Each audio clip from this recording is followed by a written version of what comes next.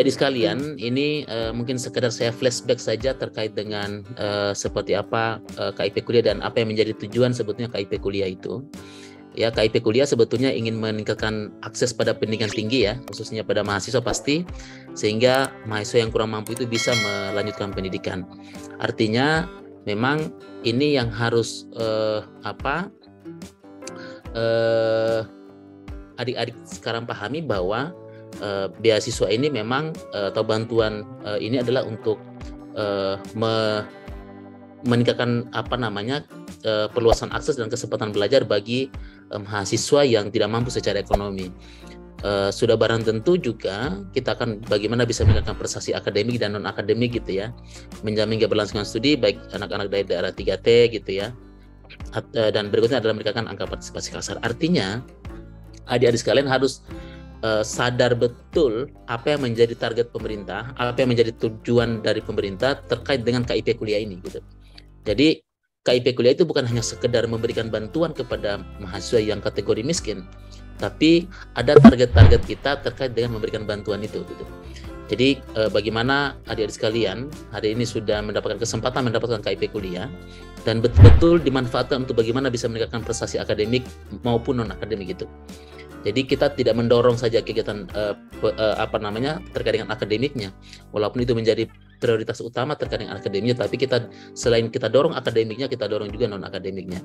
Ini yang harus adik-adik sekalian memastikan bahwa jangan pernah berpikir untuk untuk nyantai misalnya, karena sudah diberikan bantuan terus ya sudah, toh saya tidak perlu lagi ini. Saya akan diberikan bantuan kok sampai 8 semester misalnya kalau untuk di S1 gitu. Jadi tidak boleh ada pemikiran seperti itu. Pemikiran kita adalah bagaimana kita bisa punya prestasi gitu ya.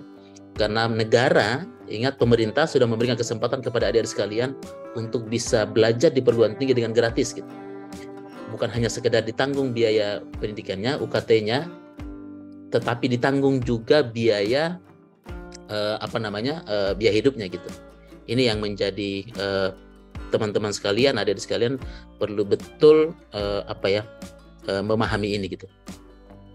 Yang berikut ini secara data ya adik-adik sekalian, saya ingin menyampaikan bahwa data kita sudah data integrasi ya adik-adik sekalian, dan semua itu sudah by system. Ini mungkin saya tidak terlalu kupas secara mendalam, tapi bahwa inilah konstruksi data di SIM KIP kuliah yang terpadan dengan Dapodik, terpadan dengan Predikti, terpadan dengan DTKS gitu, terpadan dengan sistem seleksi masuk perguruan tinggi gitu. Jadi yang sekarang saat mendaftar itu pasti adik-adik sekalian sudah terdata data di Dapodik, Nah, setelah jadi mahasiswa itu kami dorong betul sekarang juga di perguruan tinggi itu untuk bagaimana seluruh penerima KIP kuliah sudah setiap semesternya itu datanya ada di Predikti. Adik-adik sekalian, ini sekedar flashback saja bagaimana sebetulnya proses penetapan KIP kuliah itu. Jadi diusulkan oleh perguruan tinggi, nanti kami dari Puslabdi akan melakukan validasi terhadap calon penerima. Terus kalau sudah tervalidasi, kita akan tetapkan sebagai penerima dan kita akan menyampaikan terkait dengan hasil penetapan dari Puslabdi gitu ya, kepada PTN, kepada LDT dan juga kepada mahasiswa melalui laman di KIP kuliah. Yang berikut terkait dengan mekanisme penyalurannya, adik-adik sekalian, kita penyaluran itu kepada bank penyalur gitu ya. Biaya pendidikannya kita langsung transfer kepada rekening perguruan tinggi. Nah, biaya hidupnya kita transfer ke rekening mahasiswa gitu. Jadi kalau untuk UKT SPP-nya sih kita sudah transfer ke perguruan tinggi. Jadi adik-adik sekalian tidak usah memikirkan itu gitu.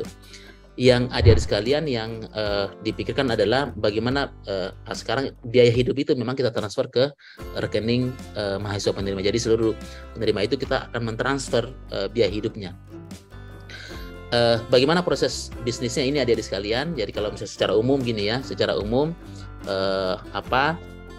kalau pendaftaran mulai dari dia mendaftar, terus setelah itu disinkronisasi datanya dengan Dapodik dan Predikti, terus diseleksi oleh perguruan tinggi, terus perguruan tinggi sekolah sudah seleksi menyampaikan SK penetapan atau usulannya itu kepada Puslabdik. Terus setelah itu setelah sampai di Puslabdik akan melakukan verifikasi. Nanti kalau sudah kami verifikasi gitu ya, terus akan kita terbitkan yang disebut dengan SK KPA, terus verifikasi SPP gitu ya.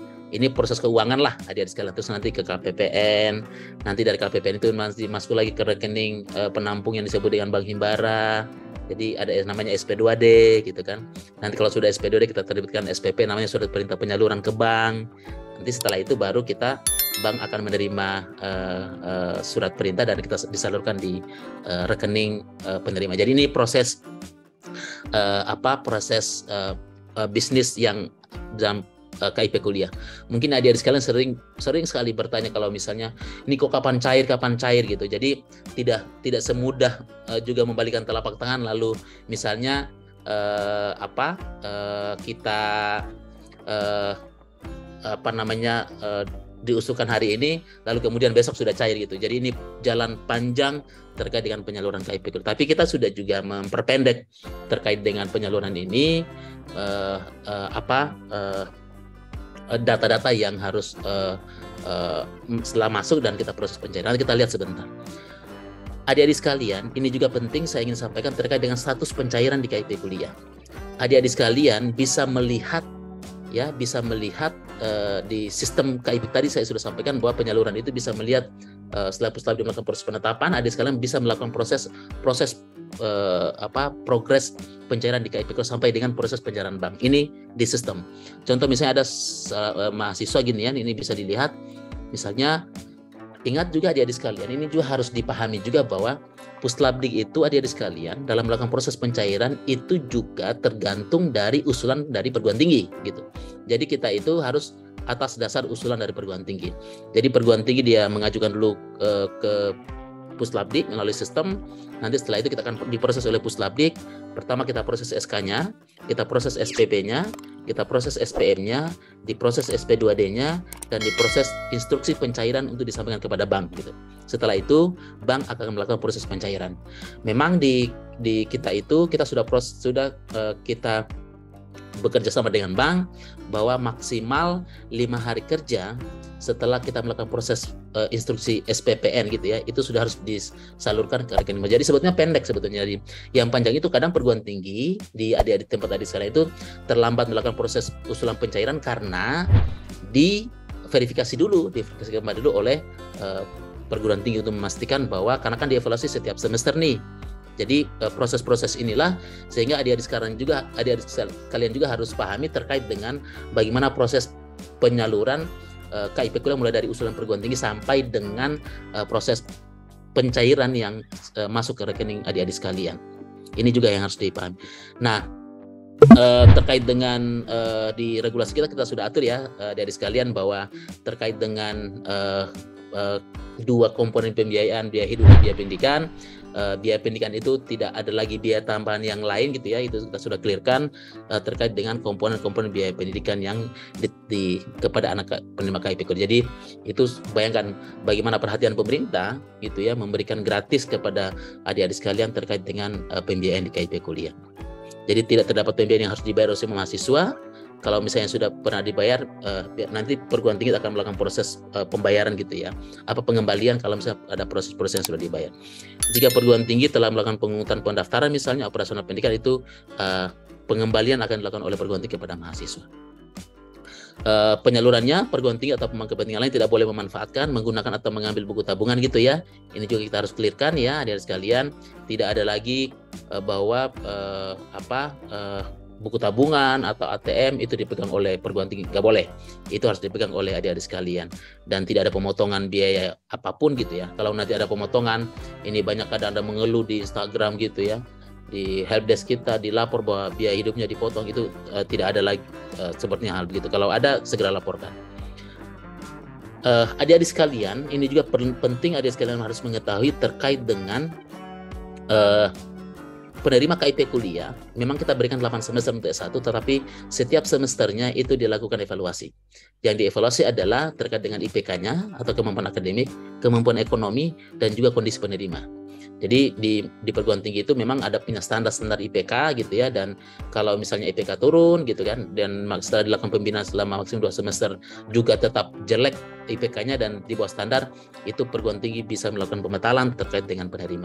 Status ekonomi misalnya, artinya status ekonominya dengan indikator yang sudah mapan, bukan lagi miskin, itu bisa dibatalkan juga. Atau kondisi penerima lain, contoh dia misalnya pindah perguruan tinggi, terus dia menghilang, itu kondisi-kondisi lain terkait dengan penerima KIP kuliah. Adik-adik sekalian, ini juga penting, apa sebetulnya, jadi tidak juga semua yang biaya pendidikan itu bisa digratiskan. Ada beberapa komponen yang boleh ditagihkan gitu, atau yang adik-adik sekalian bisa bayar. Misalnya biaya pendukung KKN, ya, biaya pendukung magang, misalnya transportasi, uang makan gitu ya, buat baju alma mater, buat jaket gitu ya. Terus biaya asrama itu gratis, bisa ditagihkan. Kegiatan pembelajaran dan kegiatan penelitian laksana secara mandiri itu boleh ditagihkan. Biaya wisuda boleh. Jas alma mater atau baju praktikum itu boleh, itu dibayar oleh masing-masing. Atau biaya yang bersifat pribadi. Jadi hal-hal yang bersifat pribadi itu itu dibayar oleh mahasiswa tersendiri. Adik-adik sekalian, ini juga yang saya ingin sampaikan terkait dengan apa yang menjadi hak dan kewajiban adik-adik sekalian gitu ya. Haknya itu adik akan mendapatkan jaminan biaya pendidikan sesuai dengan program studi seperti saya jelaskan tadi, mendapatkan bantuan biaya pendidikan, layanan perbankan, mendapatkan kartu KIP digital, konsultasi dan program dari perguruan tinggi, dan juga L2 Dikti kalau DPTS. Apa yang menjadi kewajiban adik-adik sekalian? Lulus tepat waktu, memiliki prestasi akademik yang baik, aktif dalam kegiatan akademik dan non akademik gitu ya, tidak melakukan kegiatan yang dapat membatalkan penerima KIP kuliah. Ini juga adik-adik sekalian harus tahu bagaimana apa yang menjadi tanggung jawab dari adik-adik sekalian. Jangan sampai tidak lulus tepat waktu, kasihan. Akan kalau tidak lulus tepat waktu, mau tidak mau kita akan kembalikan kepada orang tua dan orang tua akan membiayai itu. Pastikan agar tetap tidak terjadi yang dibatalkan sebagai penerima, maka pastikan prestasi akademiknya juga baik gitu.